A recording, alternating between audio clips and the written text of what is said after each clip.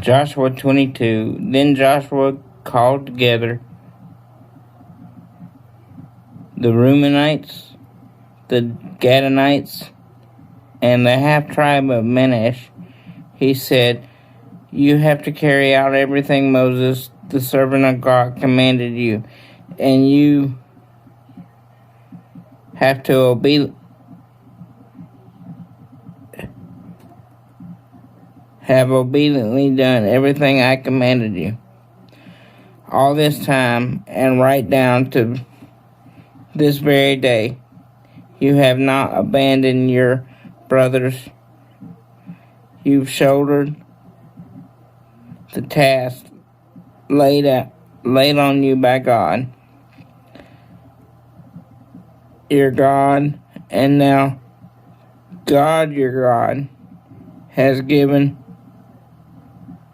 rest to you, to your brothers, just as he promised them. You are now free to go back to your homes, the country of your inheritance that Moses, the servant of God, gave you on the other side of the Jordan. Only this, be vigilant and in keeping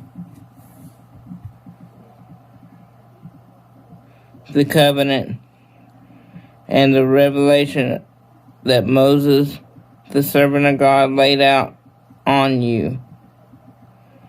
Love God, your God, walk in his ways, do what he has commanded, embrace him, serve him with everything.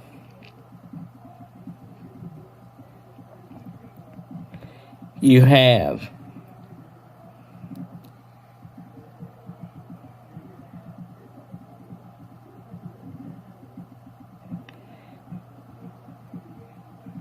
Then Joshua blessed them and sent them on their way.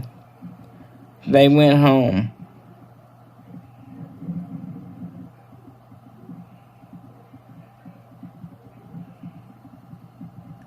When Joshua sent them off to their homes, he blessed them. He said, "Go home.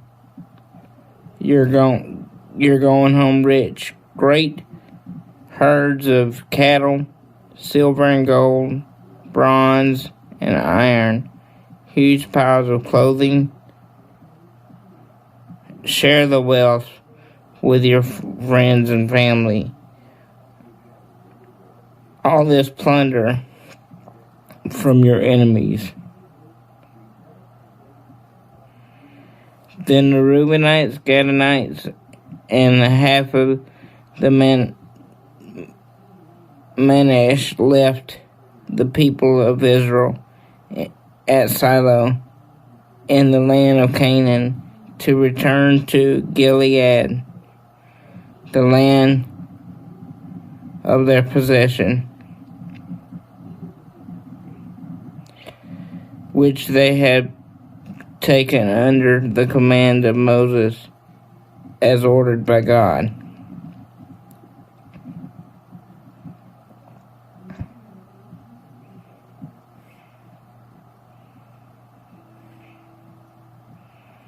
They arrived at Gilead on the Jordan.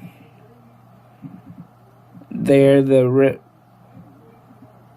Reubenites, Gileadites, and the half-tribe of Manasseh built an altar on the banks of the Jordan, a huge altar.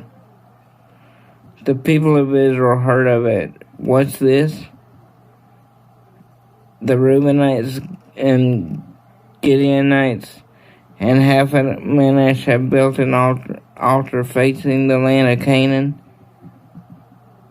at Gilead on the Jordan across from the people of Israel.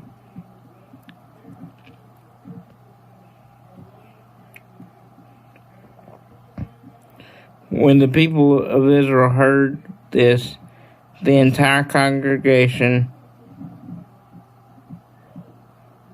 mustered at Shiloh to go to war against them. They sent Phinehas, son of Ezar, to the priest of the Reubenites, Gadites, and half-tribe of Manasseh.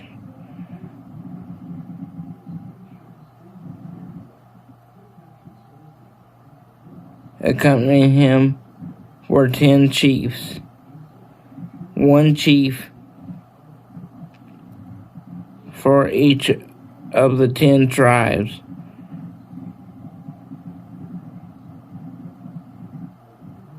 Each the head of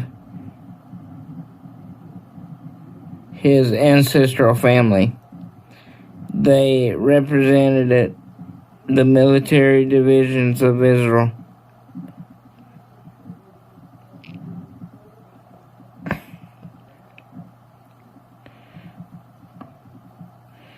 They went to the Reubenites, Gadites, and half-tribe of Manasseh and spoke to them. The whole entire congregation of God wants to know,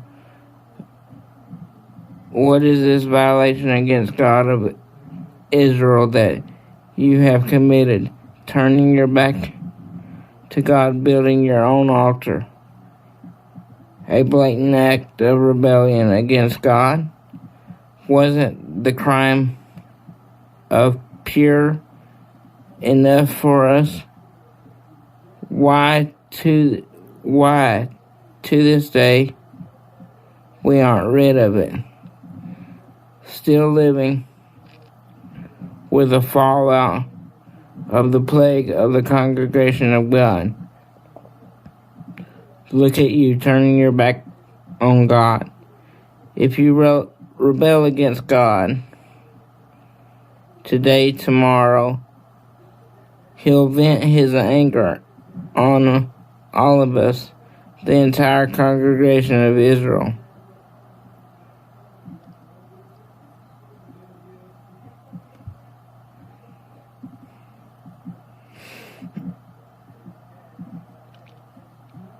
If you think the land of your possession isn't holy enough, but somehow contaminated, come back over to God's possession, where God's dwelling is set up, and take your land there. But don't rebel against God, and don't rebel against us by building your own altar apart from the altar of God. When Archon, son of Zer, violated the holy curse, didn't anger fall on the whole congregation of Israel? He wasn't the only one to die of his sins.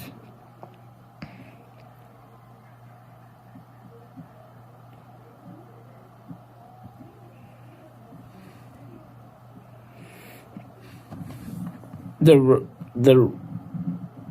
Reubenites, Gileads, and half-tribe of Manasseh replied to the heads of Israel, God of gods is God. God of gods is God.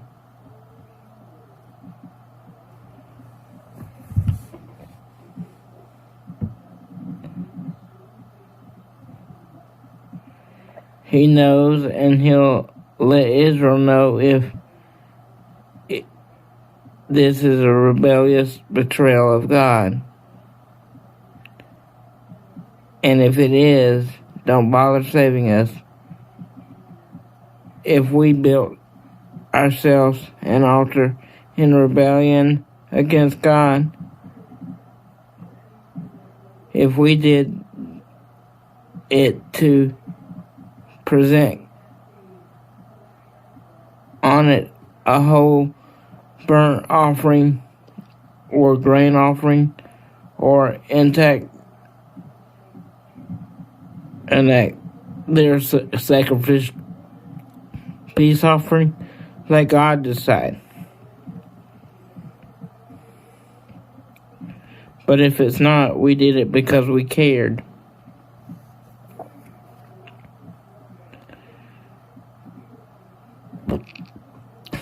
We were anxious. The last day of someday your children should say to our children, you're not connected with God. The God of Israel. God made the Jordan a boundary between us and you. The Reubenites and Gadites have no part in God. And then your children might cause our children to quit worshiping God.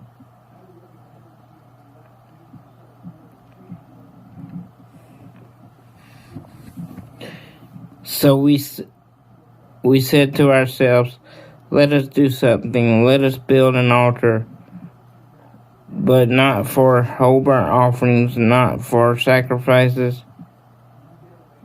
We built this altar as a witness between us and you and our children coming after us, a witness to the altar where we worship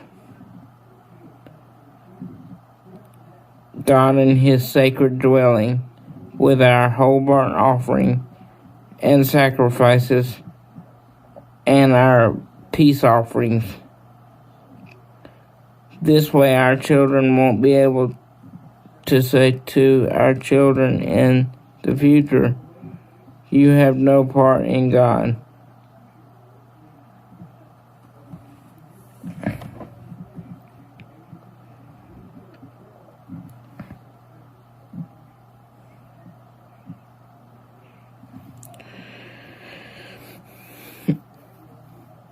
We said to ourselves, if anyone sparks despairingly to us or to our children in the future, we'll say, look at the model of God's altar, which our ancestors made. If it's not for whole burnt offerings, not for sacrifices, it is a witness connecting us with you. Rebelling against or turning our backs on God is the last thing on our minds right now. We never dreamed of building an altar for whole burnt offerings or grain offerings to rival the altar of our God in front of His sacred dwelling. Phinehas, the priest, all the heads of the congregation, and the heads of the military divisions of Israel, who were also with him, heard what the Reubenites and the Gadites and half of the tribe of Manasseh had to say. They were satisfied.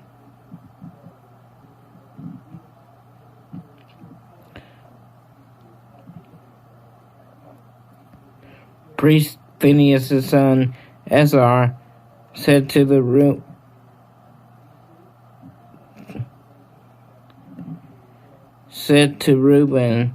Gad, and Manasseh, now we're convinced that God is present with us. Since you haven't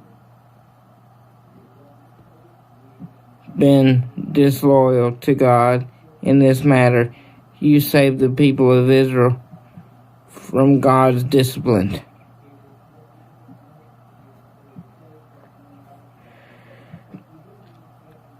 Then the priest Phinehas' son of Ezra left the Reubenites, Gadites, and the half-tribe of Manasseh, and with the chiefs, returning to the land of Canaan to the people of Israel, and gave a full report. They were pleased with this report. The people of Israel blessed God, and there was no more talk of attacking and destroying the land which the Reubenites and the Gadites were living. Reuben and Gad named the altar